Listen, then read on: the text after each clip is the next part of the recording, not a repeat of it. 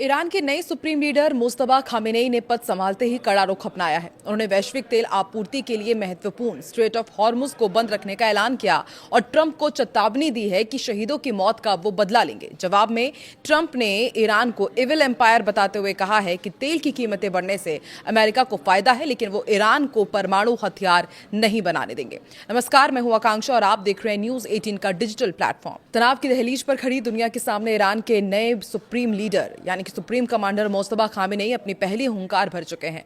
गद्दी संभालते ही मुस्तफा ने उन तमाम कयासों पर विराम लगा दिया जिनमें सुलह की गुंजाइश देखी जा रही थी। मुस्तफा का पहला बयान किसी कूटनीतिक संदेश जैसा नहीं बल्कि एक सीधे युद्ध के ऐलान जैसा सुनाई दिया। उन्होंने न केवल अमेरिकी राष्ट्रपति डोनाल्ड ट्रंप को लताड़ा बल्कि वैश्विक अर्थव्यवस्था की गर्दन कहे जाने वाले स्ट्रेट ऑफ हॉर्मुज को लेकर के भी डरावनी बात कह दी है, जिससे पूरी दुनिया के बाजारों में हड़कंप मच गया है। मुस्तफा ने साफ कर दिया है कि हॉर्मुज के द्वार नहीं खुलेंगे। साथ ही स्कूल में बढ़ने वाली बच्चियों की मौत और शहीदों के खून का हिसाब लिया जाएगा। ईरान के नए सुप्रीम लीडर मुस्तफा खामेनेई और अमेरिकी राष्ट्रपति डोनाल्ड ट्रंप के बीच जुबानी जंग ने वैश्विक तनाव को चरम पर पहुंचा दिया है। ईरान के सुप्रीम लीडर के रूप में पदभार संभालने के बाद अपने संदेश में मुस्तफा ने स्पष्ट किया कि स्ट्रेट ऑफ हॉर्मुज फिलहाल नहीं खुलेगा, जो वैश्विक तेल आपूर्ति के लिए एक बड़ा खतरा है।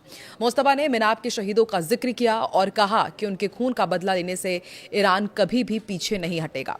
मुस्तफा के बयान के बाद राष्ट्रपति डोनाल्ड ट्रंप ने सोशल मीडिया पर कड़ा रुख अपनाया और तेल की कीमतें और ईरान की परमाणु महत्वाकांक्षाओं पर बात की। ट्रंप ने कहा कि अमेरिका दुनिया का सबसे बड़ा तेल उत्पादक है, इसलिए तेल की कीमतें बढ़ने से अमेरिका को ही आर्थिक फायदा होता है।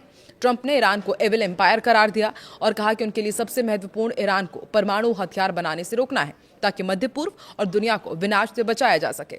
आपको क्या लगता है, क्या स्ट्रेट ऑफ हॉर्मुज लंबे समय तक बंद रहेगा? कमेंट में अपनी राय जरूर दें और किस तरीके से डोनाल्ड ट्रंप अब मुस्तफा खामेनेई को जवाब देंगे।